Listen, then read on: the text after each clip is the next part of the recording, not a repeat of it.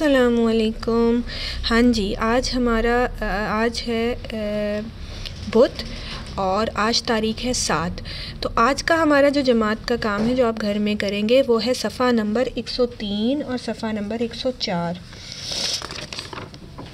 ठीक है, ये दोनों सफ़े भी बहुत आसान हैं और ये मुझे पता है कि आप ज़रूर अच्छी तरह कर लेंगे। अब इस सफ़े के अंदर सबसे पहले है कुछ हरूफ लिखे हुए हैं जिनको आप लोगों ने जोड़ के लिखना है। ठीक है, जैसे पहला जो लफ्ज़ है वो क्या बन रहा है, मीम जमा अलिफ जमा रे जमा वाओ। अब आप मुझे बताएं क्या बना ये, मीम अलिफ मा रे वाओ रो मारो। ठीक है, आपने इन सब की छोटी शक्ल लिखनी है। अब मीम की छोटी शक्ल हमें पता है कि क्या होती है, कुछ इस तरह होती है। अलिफ की छोटी शक्ल होती ही नहीं है और रे को भी छोटी शक्ल नहीं होती और वाओ की भी नहीं होती।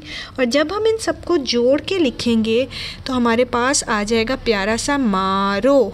ठीक है, इसी तरह डाल अल जमा अलिफ जमा लाम जमा वाओ, ये क्या लफ्ज़ बना, बिल्कुल ठीक, डाल अलिफ डाल लाम वाओ लो डालो।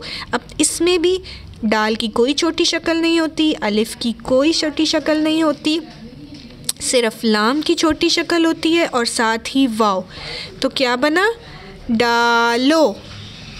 उसके बाद है मानो, मीम की वही छोटी शक्ल, जमा अलिफ जमा नून जमा वाव, क्या बन गया, मानो। बेटा मेरी बात, इस बात को समझें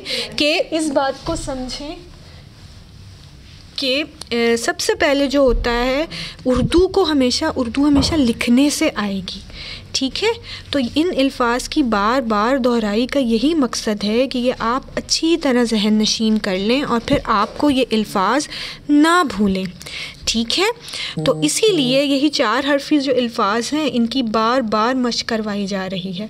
और उर्दू हमेशा लिखने से ही आती है। मैं बार बार इसलिए कहती हूँ कि उर्दू की आप लिखनी जितनी प्रैक्टिस करेंगे, जितनी ज़्यादा दोहराई करेंगे और उसी तरह उसके बाद ही आप ये अच्छी तरह लिख सकेंगे।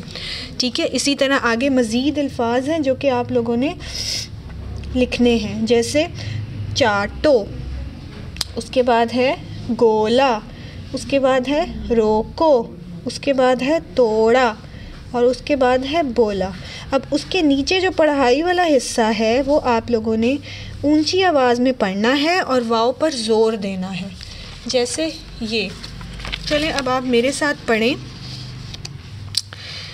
रेसीन रस, डाल अलिफ डा लाम वाव लो, आगे ख़त्मा, रस डालो, अलिफ मदा टे लिफ्टा आटा ते वाव तो लाम वाव लो आटा तोलो, दाल अलिफ दा लाम दाल डाल अलिफ डा लाम वाव लो दाल डालो, मीम वाव मोर ए मोर, नून अलिफ ना चे वाव चो मोर नाचो, बे अलिफ बा लाम बाल, काफ अलिफ का टे वाव टो काटो, बे अलिफ बाड़ ए बाड़, काफ अलिफ का टे वाव टो बाड़ काटो।